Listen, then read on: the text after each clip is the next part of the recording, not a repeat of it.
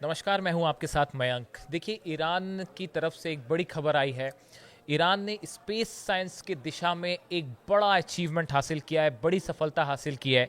Iran ने कासिद satellite career जो rocket है, इसका सफल परीक्षण किया है, सफल टेस्ट किया है। देखिए, ये जो कासिद सैटेलाइट लॉन्चर एक रॉकेट है, जिसका इस्तेमाल बेसिकली अगर हम सरल शब्दों में कहें तो रॉकेट्स जो है वो स्पेस पे लॉन्च, सैटेलाइट जो है वो स्पेस पे लॉन्च करने के लिए इसका इस्तेमाल किया जाता है। और ईरान ने जो है वो इसका सफल परीक्षण किया है, टेस्ट किया है। हालांकि इसके पहले भी जो एक कासिद रॉकेट है, इसका 2020 में इसका फर्स्ट टेस्ट किया गया था और उस समय भी वो सफल हुआ था। उसके बाद से इसके 3 टेस्ट हो चुके हैं। लेकिन इस समय ईरान का एक सैटेलाइट कैरियर रॉकेट का टेस्ट इन हालात में करना ईरान का बहुत बड़ा अचीवमेंट है। और इसकी नज़र अमेरिका जो है वो भी देखता रह गया, इजराइल भी देखता रह गया, और सब जो है वो हैरान है कि इतने कम समय में एक 12 दिन के वॉर के बाद जब इस तरह के दावे हो रहे हैं कि ईरान के जो मिसाइल लॉन्चर्स हैं वो तबाह कर दिए गए हैं, ईरान के मिसाइल सिस्टम को जो है बड़ा नुकसान हुआ है, लेकिन इन दावों के बीच ईरान का ये सैटेलाइट लॉन्चर टेस्ट जो है रॉकेट का, कासिद का, ये अपने आप में बहुत बड़ी खबर है। देखिए, ये जो रॉकेट लॉन्च किया गया, ये सिर्फ एक स्पेस साइंस से जुड़ा मुद्दा तो है ही। मतलब इसमें आप देखिए कि बहुत सारे क्षेत्र हैं, चाहे वो कम्युनिकेशन हो, चाहे डिफेंस हो, चाहे रिसर्च एंड डेवलपमेंट हो, स्पेस साइंस है, इसकी सबके मामले में तो ये ईरान का एक बड़ा अचीवमेंट है ही। और इससे जो आगे डेटाज मिलेंगे ईरान को, वो बहुत मददगार साबित होंगे। लेकिन इससे ज़्यादा जो काम की बात है या जो अहम बात है वो ये है कि स्पेस, आप जब किसी सैटेलाइट को लॉन्च करने के लिए किसी रॉकेट का सफल टेस्ट करते हैं, तो ये एक्सपर्ट्स ये मान के चलते हैं कि ये ईरान के मिसाइल कार्यक्रम को एक बड़ा बूस्ट देगा, उसको बड़ा मददगार साबित होगा।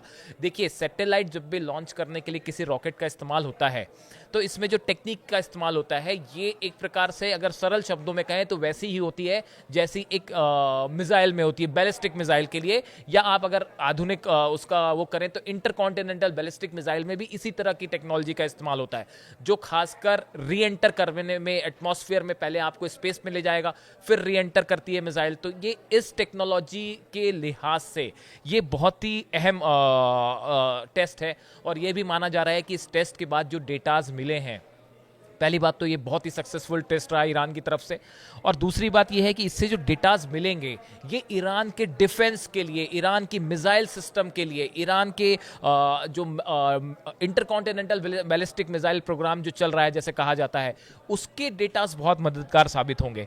और देखिए, ये जो है रॉकेट जो है, इसको बेसिकली सैटेलाइट को जो स्पेस में भेजने के लिए इसका इस्तेमाल किया जाता है, और 2020 में जो है इसका पहली बार इस्तेमाल किया गया था। अब देखिए, इसमें 3 बड़ी अहम बातें हैं जिसको अगर आप समझेंगे तो आप अंदाज लगा पाएंगे कि ये कितना बड़ा अचीवमेंट है ईरान का। भले आपको बोलने में ये साधारण बात लगे कि, लेकिन ये बहुत बड़ा अचीवमेंट है। देखिए, ये जो रॉकेट है कासिद, इसका जो फर्स्ट, इसमें 3 चरण होते हैं स्पेस तक सैटेलाइट ले जाने के लिए। जो पहला पहला जो चरण होता है, ये 1.25 मीटर का एक कैरियर होता है, जिसे ऊपर ले जाता है, थ्रस्ट देता है। इसमें वही सिस्टम का इस्तेमाल होता है जो ईरान की गदर मिसाइल में इस्तेमाल हो रहा है। यानी कि आप सरल शब्द में कहें, जो गदर मिसाइल है वो जिस टेक्नोलॉजी पे काम करती है, वही कासिद सैटेलाइट जो रॉकेट है इसके पहले चरण में काम करती है। इसके सेकेंड अगर हम स्टेप की बात करें, ये 1 मीटर लंबा होता है और ये सॉलिड फ्यूल पे काम करता है, जो इसका सेकेंड चरण होता है। पहले एक चरण ऊपर आपको ले जाएगा, फर्स्ट फेज, उसके बाद सेकेंड फेज जो ले जाता है वो करीब 1 मीटर का होता है और ये सॉलिड फ्यूल पे काम करता है। और उसके बाद जो थर्ड स्टेज होता है, उसमें भी एक सॉलिड फ्यूल मोटर लगी होती है, जो उसके थर्ड स्टेप पे काम करता है। यानी ये जो कासिद है, ये 3 स्टेज में काम करता है। अब देखिए, जैसे ये टेस्ट हुआ उसके बाद पूरे इंटरनेशनल मीडिया में इसकी चर्चा छिड़ गई। खबरें छपने लगी that Iran tested one of its satellite carrying rocket with a sub orbital flight on Monday. ये मंडे को टेस्ट हुआ था। Qased satellite carrier test aimed aimed at assessing some emerging new technologies in the country's space industry. जो Iran की space industry है, जो international media coverage हुई, उसने ये कहा कि जो ईरान की स्पेस इंडस्ट्री है इसमें ये बहुत मददगार साबित होगा. और it said that the test results will help improve the function of Iran satellite and space system. जो ईरान का सैटेलाइट है और स्पेस सिस्टम है, इसकी एक्यूरेसी को बढ़ाने में ये बहुत कामयाब होगा. अब देखिए ये टेस्ट किस समय हुआ है.